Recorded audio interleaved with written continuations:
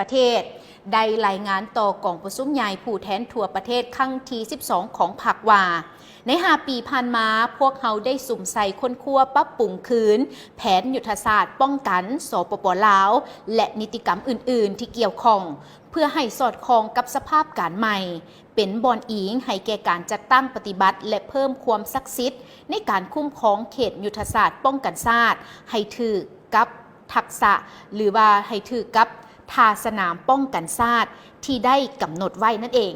ติดพันกับเวียกงานของการจัดตั้งจัดวางซับซ้อนสถานที่ของหัวหน่วยกรมกองทหารจำนวนหนึ่งคืนใหม่เพื่อเสริมความเข้มแข็งในการเกี่ยมพร้อมเฮ็ดให้สำเร็จหน้าที่ป้องกันชาติอยู่แต่ละทิศยุทธศาสตร์ของประเทศซุ่มไซกำลังลงก่อสร้างหากฐานการเมืองอยู่เขตที่ห่างไกลศอกลีเขตไส้แดนและเขตจุดสุมทีรอแหลมปัจจุบันแม่นมี19กองปฏิบัติงานและมีจำนวนพล405สหายประจำอยู่28จุดของ210บ้านและลงก่อสร้างหากฐานการเมืองแบบมูลเสื้อแม่นมีจำนวน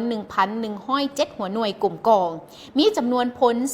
4,141 สหายสร้างบ้านป้อมมันได้711บ้านสร้างกลุ่มบ้านสู่6ติดเรียนได้204กลุ่มบ้านและปรับปรุงก่อสร้างหากฐานกองหลอนได้ 1,223 กองห้อยสร้างตั้งกำลังป้องกันตัวได้17กองห้อยจัดตั้งปฏิบัติแผนการก่อสร้างเขตแนวหลังยุทธศาสตร์ติดพันกับการพัฒนากลุ่มบ้านเลียบตามไซแดนทางทิศแนวหลังยุทธศาสตร์อย่างมีจุดสุมและบรรลุได้ตามคาดหมายที่วางไว้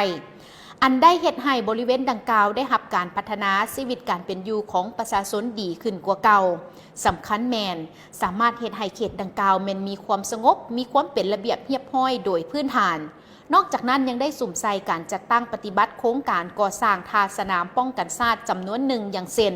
สมทบกับบรรดาแขนงการขั้นศูนย์กลางองค์การปกครองท้องถิ่นวางแผนพัฒนาเศรษฐกิจสังคมอยู่ในแต่ละทิศบริเวณยุทธศาสตร์ที่สำคัญให้หับประกันสมทบแน่นระหว่างการพัฒนาเศรษฐกิจสังคมกับเวียกงานปกส.ปกส.ไปเคียงคู่กับเวียกงานป้องกันชาติซึ่งพวกเขาได้ถือสำคัญและเอาใจใส่ต่อเวียกงานต้านและแก้ไข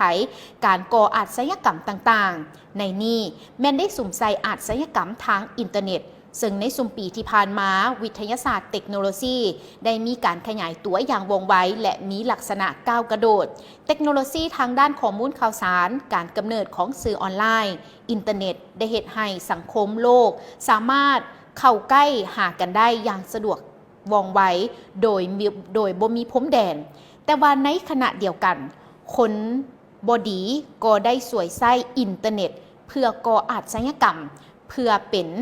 ต้นการส่อโกงเอาทรัพย์สินแทรกซึมเอาข้อมูลลับของบุคคลหรือองค์กรโจมตีเข้าระบบการเงินบัญชีธนาคารและอื่นๆซึ่งได้สร้างความเสียหายทางด้านทรัพย์สินอย่างมหาศาลและเป็นภัยคมคูถึงความมั่นคงทางด้านการเมืองและเศรษฐกิจสังคมของประเทศลาวเฮาบรรดาอิทธิกำลังปรปักษ์ได้สวยไส้อินเทอร์เน็ตเป็นเครื่องมือเพื่อดำเนินการเคลื่อนไหวมั่งแนวคิดด้วยรูปการบิดเบือนข้อมูลโฆษณาผ่านสื่อออนไลน์แนะใส่คนล่มโจมตีแนวทางนโยบายของพรรครัฐปั่นป่วนมั่งแนวคิดของประชาชนเฮ็ดให้สังคมเกิดมีแนวคิดสั่งซาเปรียบเทียบคอนแค้นละแวงสงสัยกันถือแก่ดึงให้เข้าห่วมลุกฮื้อขึ้นประท้วงต่อต้านแนวทางนโยบายของพรรครัฐแต่ย้อนความเอาใจใส่ซี่น้ำอย่างใกล้ชิดของศูนย์กลางพรรครัฐบาลและการประสานสมทบของภาคส่วนที่เกี่ยวข้องการปฏิบัติหน้าที่อย่างเข้มงวดและด้วยความตัดสินใจสูงของทางเจ้าหน้าที่พวกเขาจึงสามารถป้องกันสกัดกั้นและแก้ไขเหตุการณ์ก็คือสามารถทำลายกลอุบายของพวกบ่หวังดีให้ปราศัยลงไป